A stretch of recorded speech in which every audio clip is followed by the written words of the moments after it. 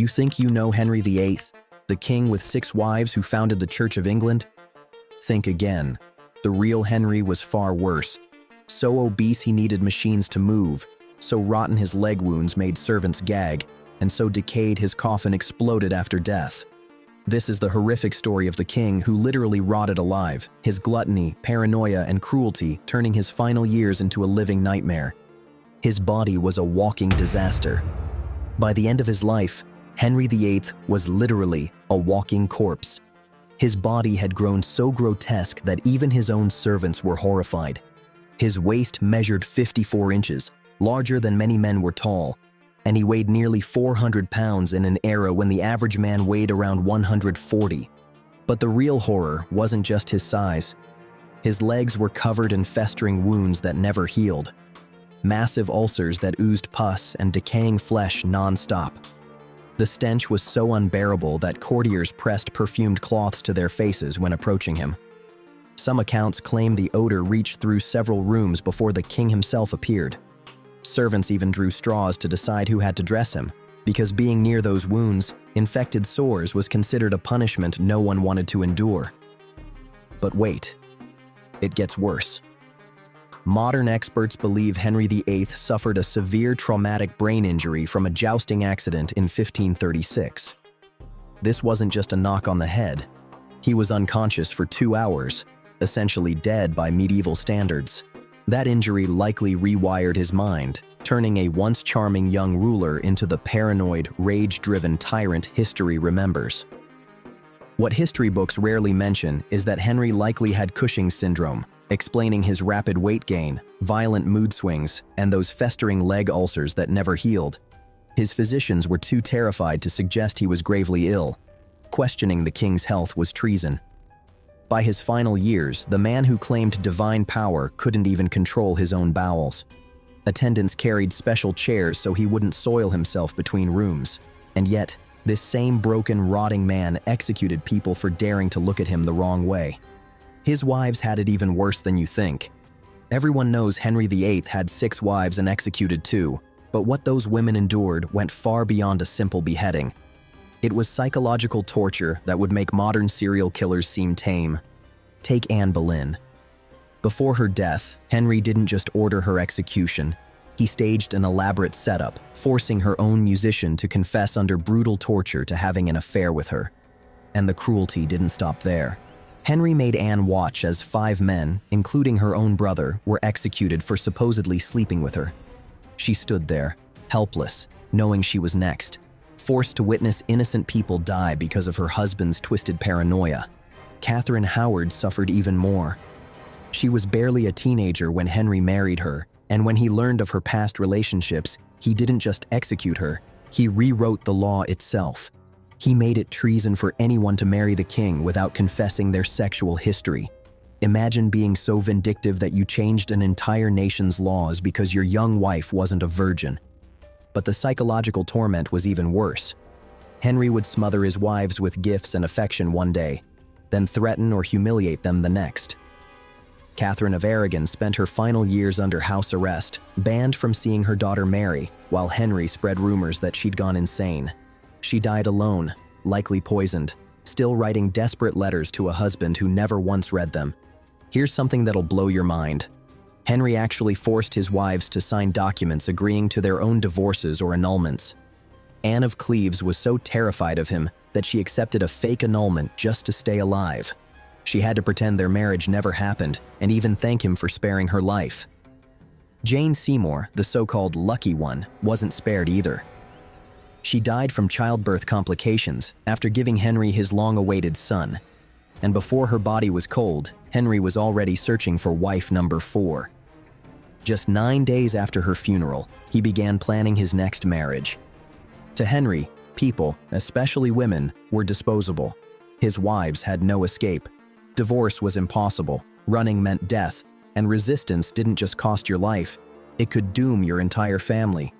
His eating habits were pure madness. If you think competitive eaters are wild today, Henry VIII made them look restrained. He didn't just eat like a king, he devoured food like he was determined to start a famine. Henry consumed around 5,000 calories a day, more than double what an active man should eat, and by that time, he could barely walk. But the real shock wasn't just the amount, it was the excess. A typical meal included an entire roasted pig, several whole chickens, multiple kinds of fish, piles of bread, and enough wine to drown a small boat. His kitchens prepared over 800 dishes daily just for his household, with Henry personally sampling dozens of them. His feasts weren't meals, they were performances of power and indulgence, each bite another step toward the grotesque ruin his body would soon become. The royal kitchens had over 200 workers laboring day and night just to satisfy Henry's endless appetite. But here's where it gets truly strange. Henry actually believed food had magical powers. He thought eating swan would make him more graceful, venison would make him a better hunter, and oysters would boost his performance with his wives. So, he gorged on these like medieval superfoods, convinced they gave him strength and charm. His dining rituals were just as bizarre. Every single dish was tasted by several servants before it reached his plate, each one risking their life to check for poison. But Henry's paranoia ran deeper. He forced them to wait 30 full minutes after tasting before he'd take a single bite, just to make sure no one keeled over from slow-acting poison. Henry's meals were more like theatrical spectacles than dinners. He'd sit before hundreds of courtiers, feasting for hours, turning gluttony into royal entertainment. Imagine watching this massive, decaying king slowly devour enough food to feed a village, while everyone pretended it was normal royal behavior. What you won't read in history books is that Henry actually banned certain foods from his court, not because they were unhealthy, but because he considered them beneath him. Simple foods like turnips and barley were forbidden at his table, even though they might have saved his health. Yet the more his body decayed from his own indulgence, the more he ate, mountains of meat, sugar, and pride, convinced that his royal blood somehow made him immune to the consequences of his own gluttony. Henry VIII's paranoia wasn't ordinary suspicion. It consumed his entire kingdom. By his final years, he was so convinced that everyone was plotting against him that he turned royal life into a waking nightmare. His fear of betrayal created a surveillance state that would make modern dictators jealous. Even his sleeping habits reflected his terror. Henry went to bed with loaded crossbows beside him and daggers hidden under his pillow. Yet even that wasn't enough. He stationed armed guards inside his bedchamber to watch him sleep, unable to close his eyes without witnesses. The King of England, once the most powerful man alive, was now a prisoner of his own fear. Henry's palace became a fortress of fear. He ordered secret passages built into every residence, not for luxury or intrigue, but to escape if assassins came. Peepholes lined the walls so he could spy on courtiers, and hidden listening holes allowed him to eavesdrop on private talks. But the madness ran deeper. Henry created a network of spies who spied on other spies, weaving a web of deceit where no one knew who to trust.